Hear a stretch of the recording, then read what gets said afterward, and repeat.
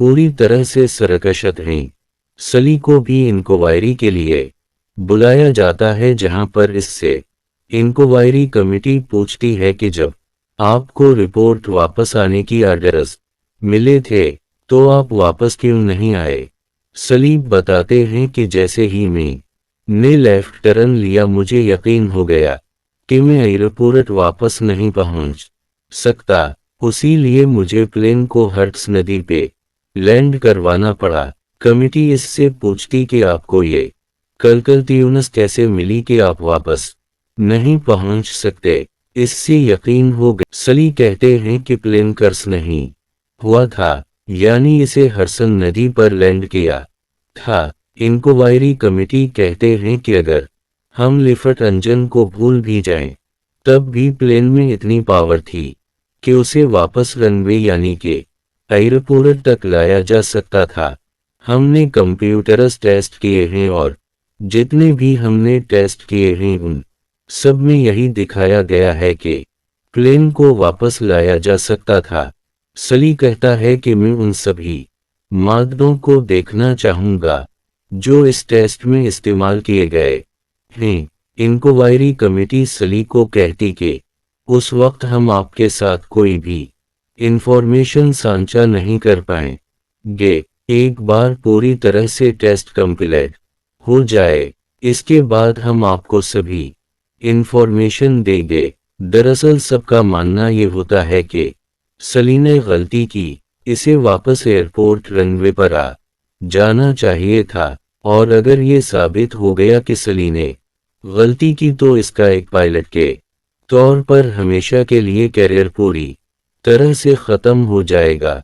सलीवर से बताता है कि जब तक इंक्वायरी पूरी नहीं हो जाती उसे रिटायरमेंट दे दी गई है, इसे किसी तरह की कोई पेंशन नहीं मिलेगी। इस बात से सली की पत्नी परेशान हो जाती है, बट वो अपने पति से कहती है कि मीडिया में चारों तरफ तुम हीरो हो, सब तुम्हारी तारीफ कर रहे हैं और इंक्वायरी कमेटी को ये बात माननी पड़ेगी। दरअसल कुछ टेलीविजन शोज ऐसे होते हैं जो सलीका और इसकी टीम का इंटरव्यू ले रहे होते हैं और उनके काम के लिए उनकी तारीफ कर रहे होते हैं, और सली अंदर ही अंदर परेशान होते हैं क्योंकि वो इंक्वायरी कमेटी से क्लीन चिट जाते हैं ताकि वो दोबारा से फ्लाइट उड़ा सकी।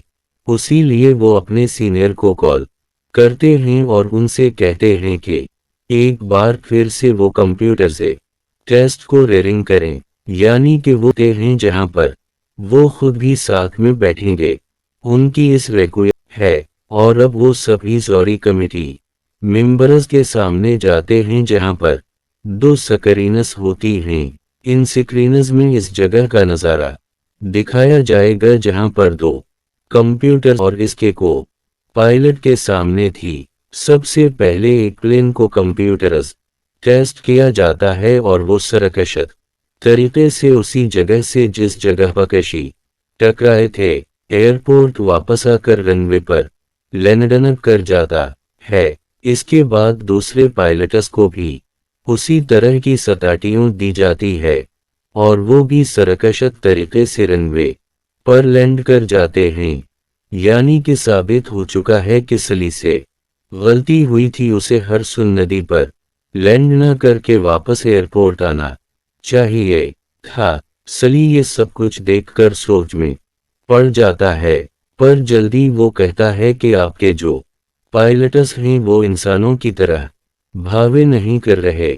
जैसे उनकी प्लेन से पगशी टकराए, वो इस तरह से वापस आ गई जैसे वो दूध लेने के लिए जा रहे हों, जबकि ऐसा नहीं हुआ था। बख्शी टकराने के बाद जब हमें पता चला कि हमारे दोनों इंजन खराब हो गए, पायलट्स ने कितनी बार अभीस किया था। वहां पर जो लेडी होती है वो कहती है कि 17 बार सली का को पायलट कहता है कि वो वीडियो गेम नहीं था, बल्कि कई लोगों की जिंदगी और मौत का सवाल था।